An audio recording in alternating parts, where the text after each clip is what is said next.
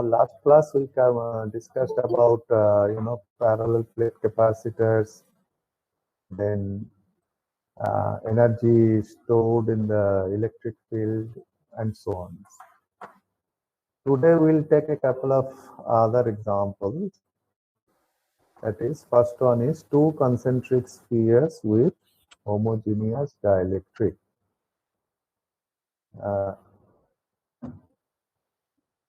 Now we are taking a very simple arrangement as shown here.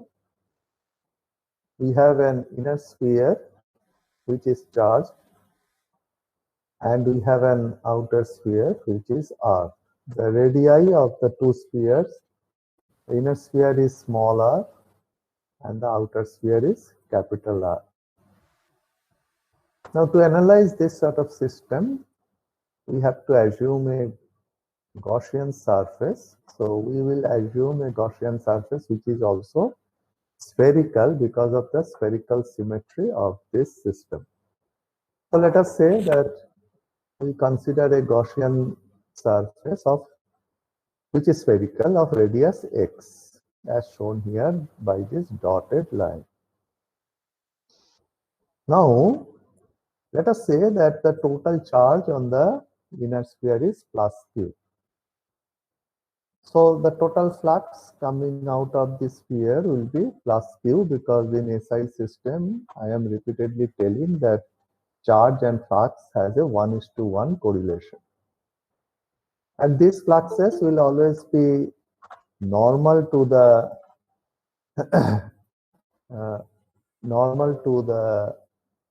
electrode, that is the sphere.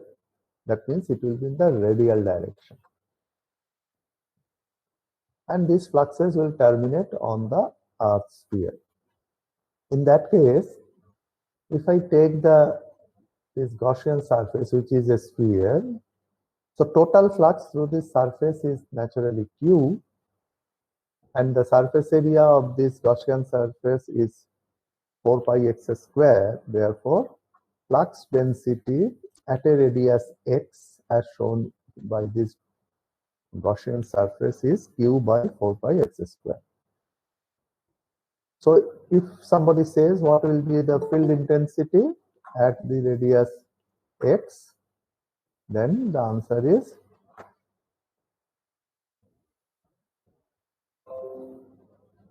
Ex is q by 4 pi epsilon x square, where the epsilon is the permittivity of this dielectric, of which relative permittivity say is epsilon r, and then epsilon r multiplied by epsilon 0 is the epsilon. This is the field intensity at the radius x. Now we all know that field intensity dot dl is the potential difference. So if we integrate that from the inner sphere to the outer sphere, we should get the potential difference, and that should be equal to the whatever be the potential of the inner sphere. If it is plus V, then we can say V will be equal to this integration. Now normally we integrate from earth sphere to the light sphere, so integration is minus E dot dx, and the limit is capital R to small r. Capital R is zero potential, small r is life potential. So if you put it and input the limit, you get equation 4.21 as this one. From here, actually what we do, we find an expression for charge that is 4.22 as shown. This comes from equation 4.21. Now why you are doing it? The reason is very simple, because charge cannot be measured. Measurement of charge is extremely difficult. Why? Because if you touch anything with the electrode, the charge will get discharged. So measurement of charge is very difficult. So it has to be always estimated indirectly. Now, if you look at the right hand side of this equation, you see here everything is measurable, because V I can measure, the radius I can measure, the permittivity I can measure. So on the right hand side we have everything which is measurable. From that we can calculate what is the charge on the inner sphere. And then if somebody asks what will be the capacitance of the system, then it is very straightforward. C is Q by V. So 4.23 comes from 4.22. We get the expression for what is the capacitance of this sphere. Now, from a practical point of view, electrical field intensity is the significant quantity. So then if we look into this expression, Ex, but then this expression has Q in it, but Q, as I said, measurement of Q is always very difficult. So we want it in terms of the electric potential. So we substitute 4.22 into this equation. So what will happen? 4 pi epsilon will cancel in the numerator and denominator, and then what you will get is equation 4.24. So you can clearly see that the electric field intensity will vary inversely with square of the radius. Fine. So then somebody asks that what will be the maximum field intensity? So equation 4.24 clearly shows that 1 by r minus 1 by capital R being constant, this Ex will be maximum when x squared is minimum. That means when x is equal to r. So Emax is equation 4.25, where in equation 4.24, when we substitute x by r, we get Emax. Now, if somebody asks that for this system, a value of r for a fixed outer radius r, which will give the lowest possible value of the electric field intensity on the inner conductor. So I repeat, equation 4.15 says very clearly that the maximum field intensity in this system always occurs on the surface of the inner conductor. Yes, very clear. But it also shows that if I vary the value of small r and capital R, this Emax will also vary. So if somebody says, let us fix the capital R and very small r, what is the lowest possible value of this maximum field intensity, which will occur on the inner sphere? Then we'll say that when this denominator is maximum, naturally this Emax will be minimum. And our variable is r, so we write this equation, as you can see, 4.26. By means of this derivative, we find that r is equal to r by 2, capital R, small r is equal to capital R by 2 is the necessary condition. That means in this system, if I keep the outer sphere radius constant and if I change the radius of the inner sphere, when small r is equal to r by 2, the field intensity on the surface of the inner sphere is minimum. If you increase, it will, this Emax increase. If you decrease, also increases. Now, two reasons are there behind it. That is, if r is equal to, small r is equal to capital R by 2, then if you increase this, then the distance between the two electrodes reduces. That causes that increase in field intensity. If you decrease it, then the radius of the inner sphere becomes very small or relatively smaller, and therefore the surface charge density increases for the given charge, and therefore field intensity increases. So therefore the optimized value is here, that r is equal to capital R by 2. However, this concentric spherical system is primarily of theoretical interest, because see, inside I have a sphere and outside I have a sphere. Now outside one is arc, inside one is charge. This is a very impractical situation, but theoretically it is possible. And we were discussing just to show that how we analyze it. What is a practical case? Practical case is this one, that is two coaxial cylinders with homogeneous dielectric. And then what is the cylindrical arrangement? That we have an inner cylinder of radius small r, we have an outer cylinder of radius capital R, and in between I have a dielectric. The charge on the inner cylinder, let's say it is plus q, small q. And we have to analyze this. Again, this particular system has a symmetry, but not spherical symmetry. This has cylindrical symmetry. So, we will take a Gaussian surface, and that Gaussian surface will not be spherical, it will be cylindrical, as shown here, and we are saying that the Gaussian surface has a radius of x.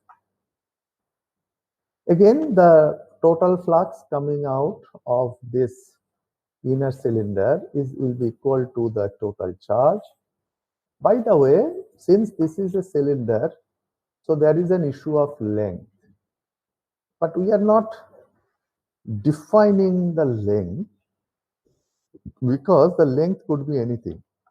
So this sort of system is always analyzed considering unit length, per unit length. So we will consider that its length is 1, whatever be the unit. It could be 1 meter or anything else, but generally 1 meter. So total flux coming out of the inner cylinder will be plus Q, and they will naturally come out normally with the electrode. So same flux will cross this Gaussian surface. And what is the surface area of this Gaussian surface? That is 2 pi x into the length, which is 1. So it is 2 pi x. So we are saying here that D, that is the flux density, is Q by 2 pi x into 1. Then in the same way as we have done earlier, what is the field intensity at the radius x?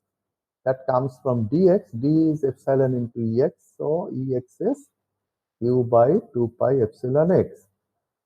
Then again, if we integrate from the earth cylinder to the inner cylinder, we get the potential difference. And what are we integrating? We are integrating minus E dot dl.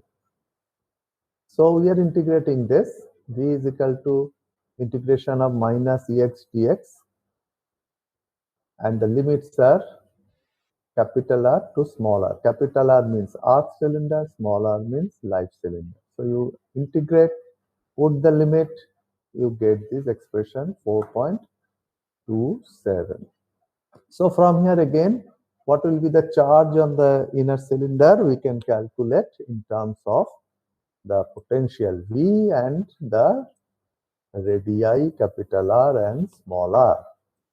And from the knowledge of Q, we can calculate C, that is the capacitance of the system, which is Q by V. By the way, in both equation 4.28 and 4.29, the charge and the capacitance of this system will be per unit length of the system, per unit length. And then you can ask me that what is the practical significance of this system? Well, this represents an electrical cable, which is so commonly used in electrical system.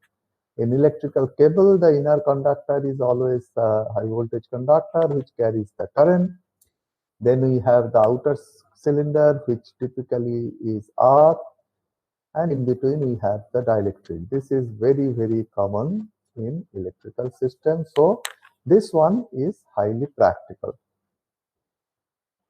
Now, from this expression that Ex, and from the expression 4.28, we substitute Q and we get the value of Ex at any radius as equation 4.30.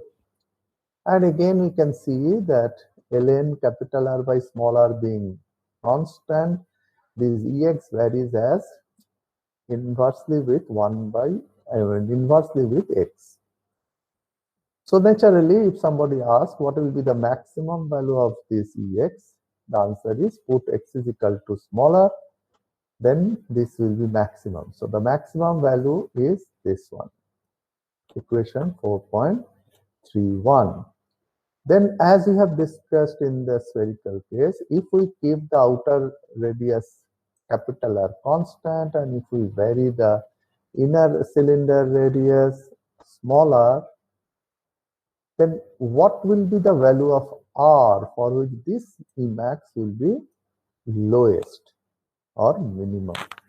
So we say that that will happen when the denominator is maximum. So, and the variable is small r, not the capital R. So we do this one and we arrive at the equation 4.32.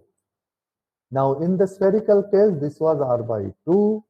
In the cylindrical case, it is r by e. And you all know the value of e.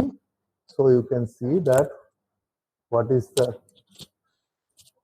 the uh, difference between the two places. That is E. So R by 2 is for spherical system and this is R by E. And what is the lowest value of this Emax? If somebody asks, then we put in equation 4.31 that R by R is E, so it becomes ln of E, but then ln of E is 1. So the lowest value of Emax is B by small r.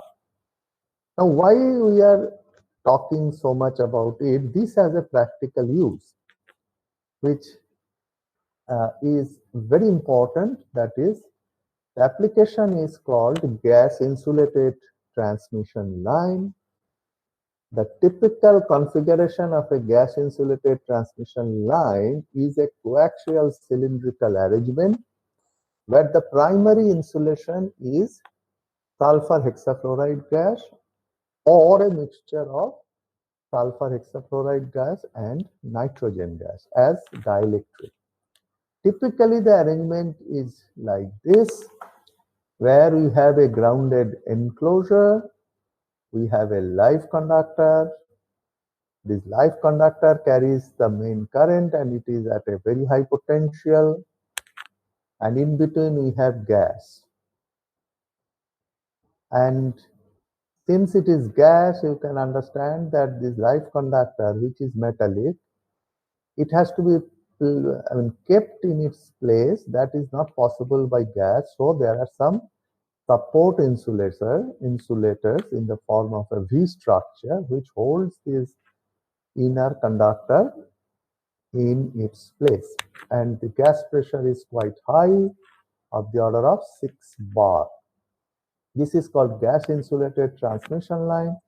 And here miniaturization is of primary importance because that saves cost significantly. So we all know that the surface of the inner cylinder will have the maximum field intensity, and therefore that field intensity has to be withstood by the insulation. Now if I make this field intensity lowest, then I can indirectly say that I am utilizing the capability of the gas to the maximum possible level. That means the withstand capability of gas insulation is utilized to the maximum possible level. So I repeat, it is like this, that the maximum field intensity occurs on the surface of the inner cylinder, and that has to be withstood by the gas insulation.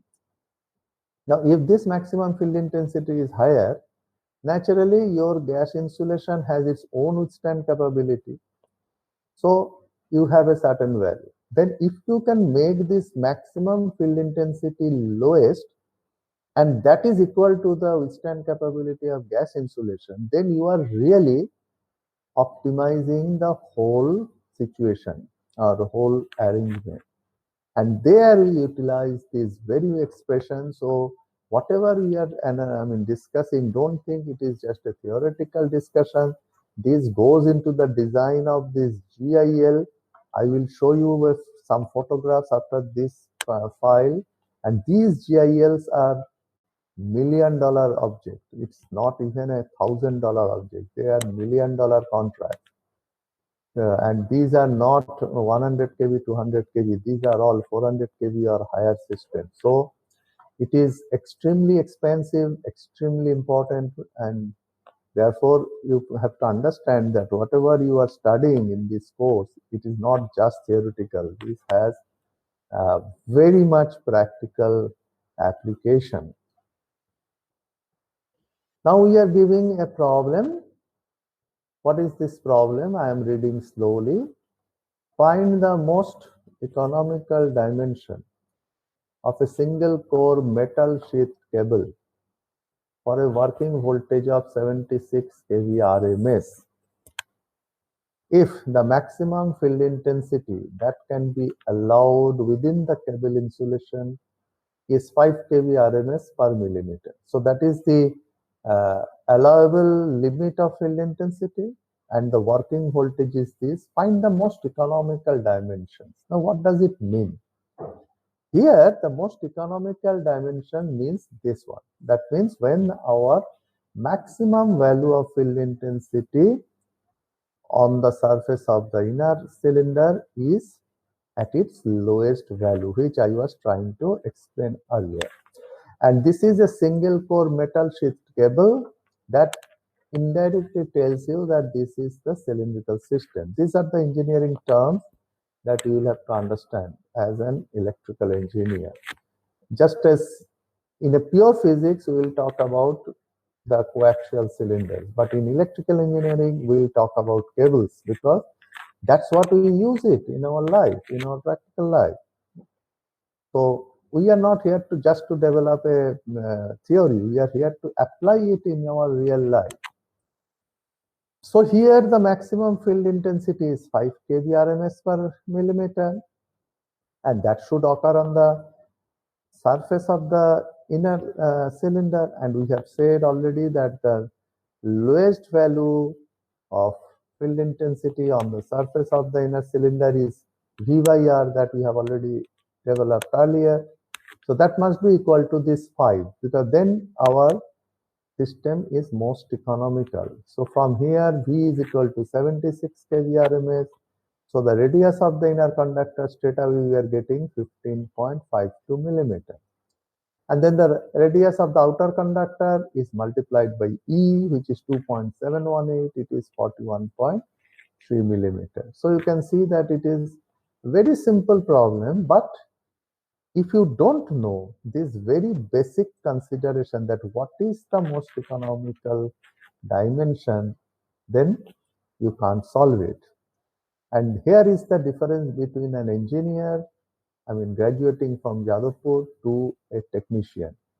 A technician can tell you that this is most economical, but he or she cannot explain to you that why it is most economical. But you, being graduates of Jadavpur University Electrical Engineering Department, must be capable of explaining it to others that look, this is the reason for which this is the most economical design.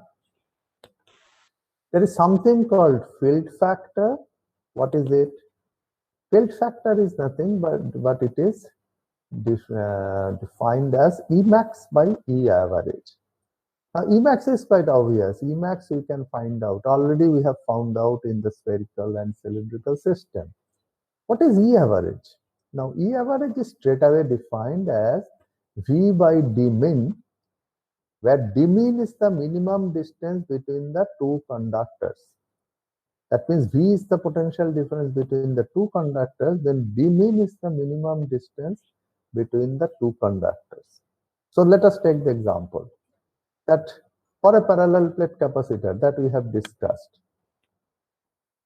Emax is V by D. What is the parallel plate capacitor? Let me go back to this diagram again. Here, this is the parallel plate capacitor. Potential difference between the two plate is V. The distance between the two plate is D. So Emax is V by D. What is the E average? It is V divided by D min. But here the distance is all same. So minimum value and maximum value of distance, they are all D. So Emax is also V by D. E average is also V by D. Therefore,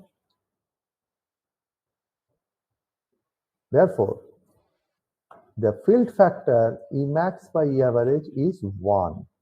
Now please remember that this happens only when the field is uniform. That means when the field intensity does not vary with space. In any system where field intensity remains constant all over the space, this field factor always is 1. What happens in concentric spheres? This Emax, we have already developed an expression. What about E average? Look at the diagram. Here, the two spheres have a potential difference of V. What is the minimum distance between the two spheres? It is capital R minus small r. So that's the V average.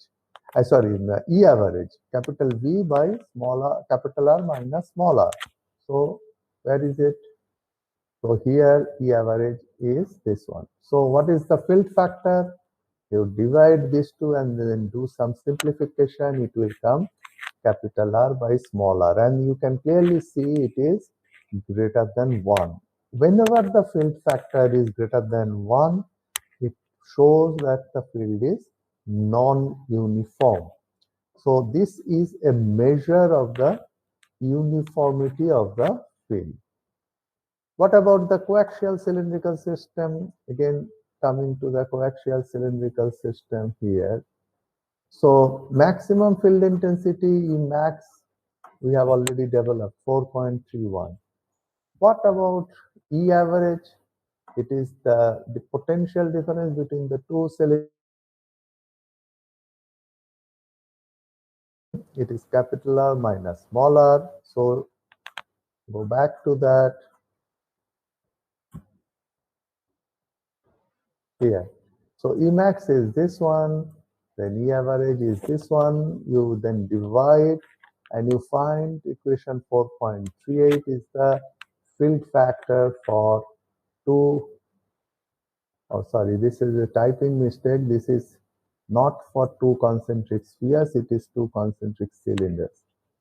It is capital R by small r minus 1 and ln this. So that means in both the concentric spherical system and concentric cylindrical system, it is a function of capital R by small r. In some of the books, if you read, instead of the field factor, they use a different term. They call it utilization factor, and that is just the reciprocal of the field factor. That is 1 by F, or in other words, E average by E max. But that doesn't matter. In both the cases, we take the same quantities, that is E average and E max, and this is always a measure of the non-uniformity of the field distribution. So this is about this particular part of the your course, but what I told you that, oh, I don't know, let me see whether I have this or not. Just hold on, I will show you.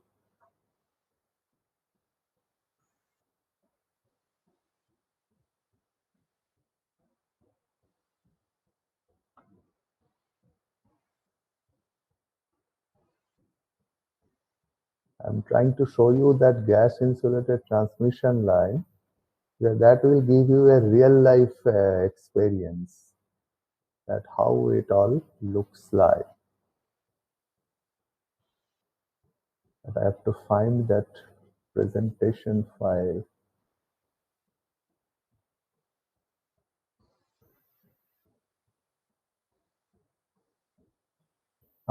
Yes, I have found it. Let me show you that one.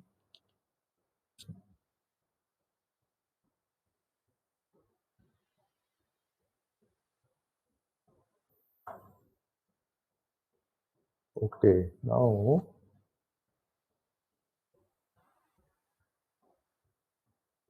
good. So I will now share this file. Hopefully now it will come on your screen.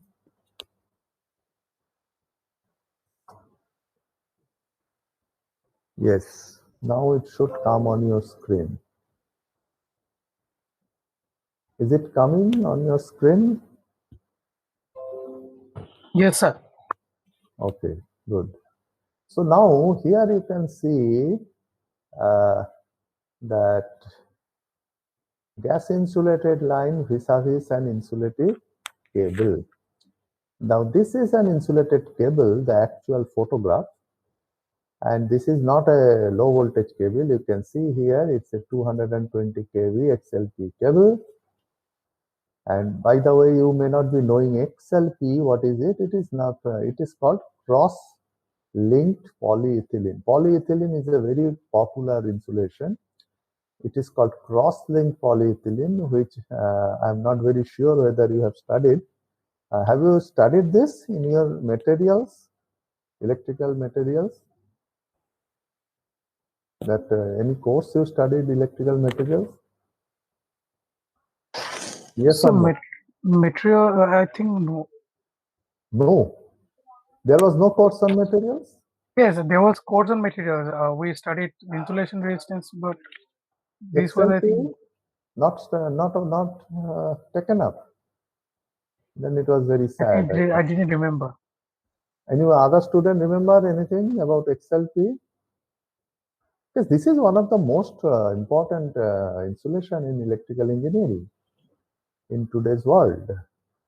Anyway, I don't understand why it was not. Anyway, see, this is actually typical, the arrangement. You can see the inner conductor, that is the smaller conductor. Then you have a black color tape. This is called a semiconducting tape, which is put over the conductor. There are some reasons for this. It's not semiconductor means transistor.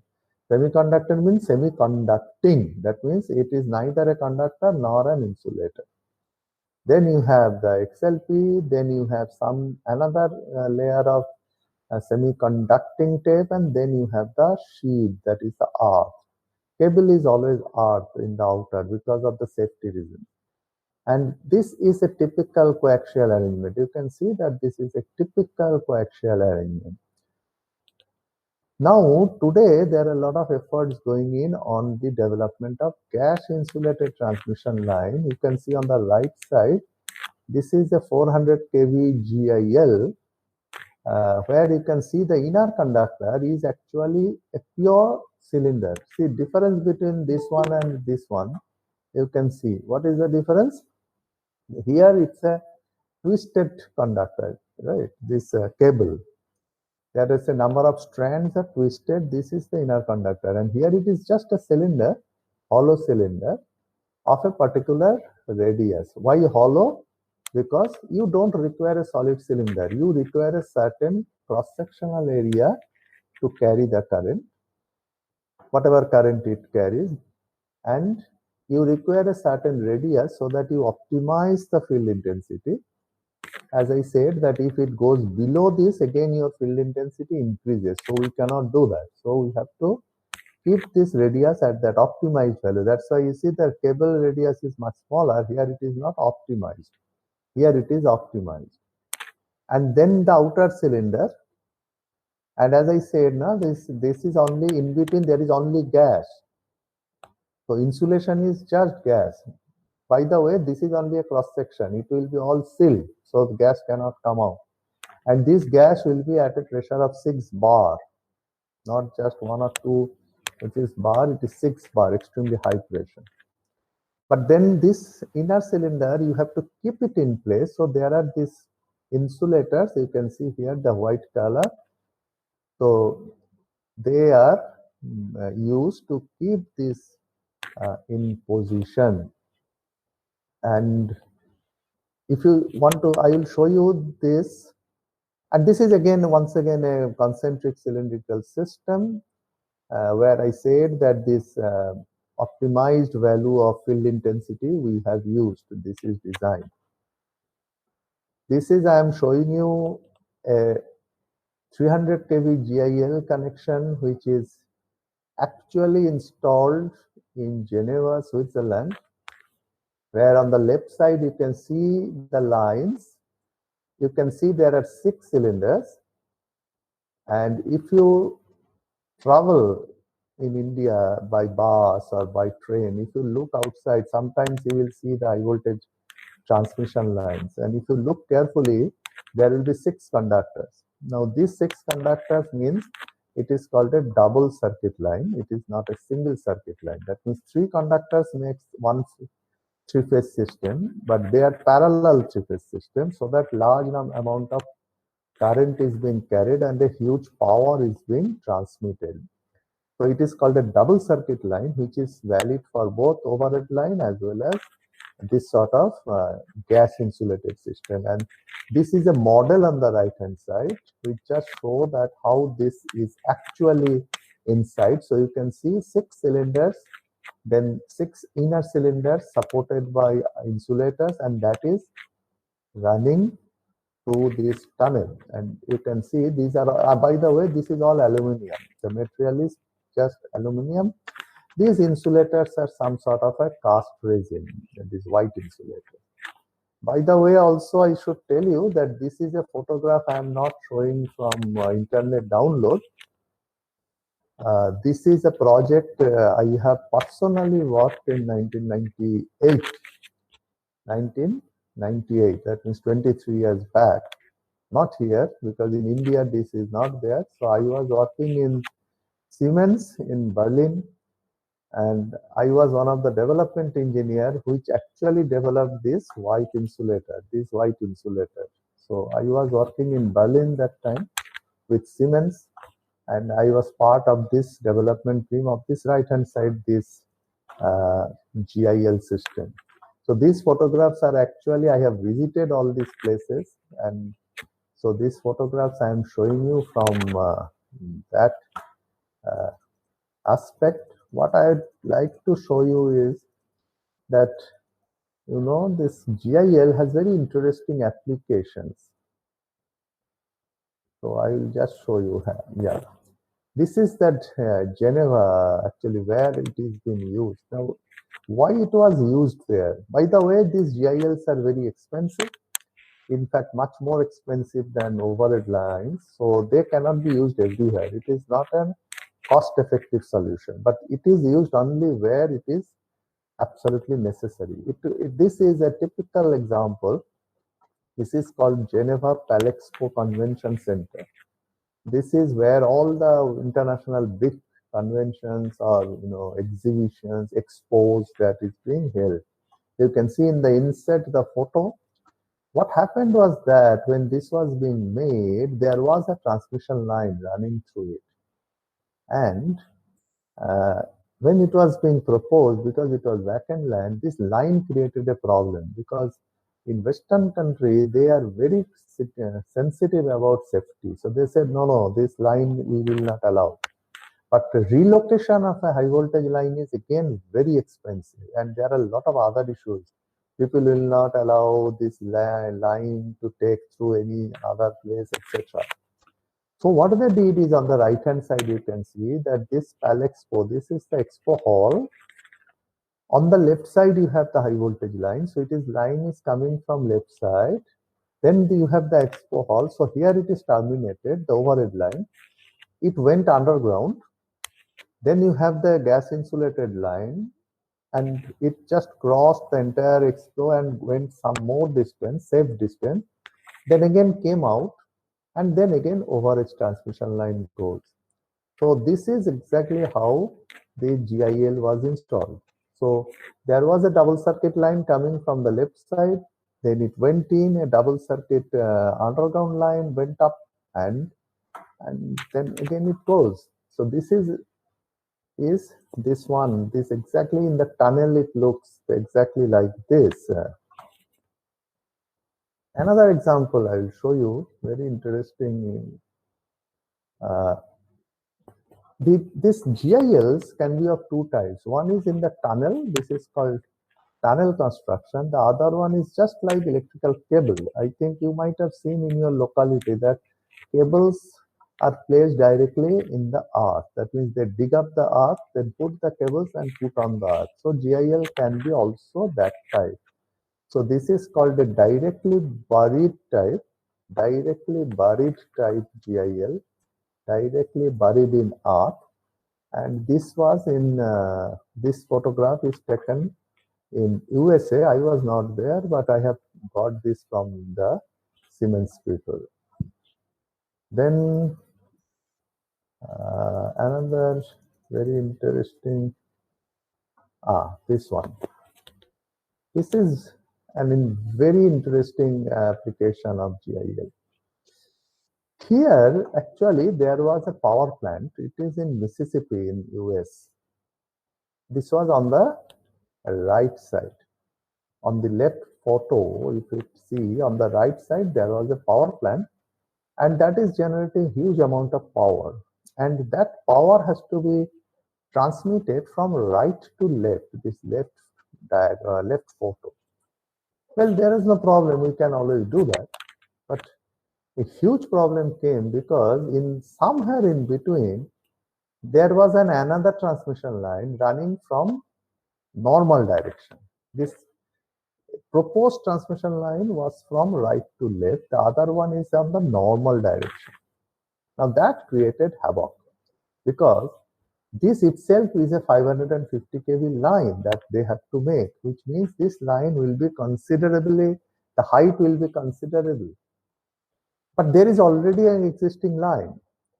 So you cannot dismantle that existing line. So, and you cannot reduce the height of a 500 kV, 50 kV line. So what you have to do is you have to go above this existing line, which means that the height of the line will be extremely high. Now that is simply not possible. I mean, it is just physically not possible.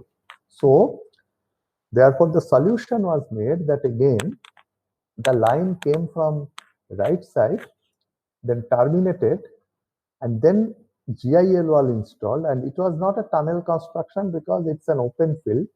So it is like a pipeline construction because these are typically like oil pipelines that is supported on concrete structure. So then it went below the existing transmission line. Then after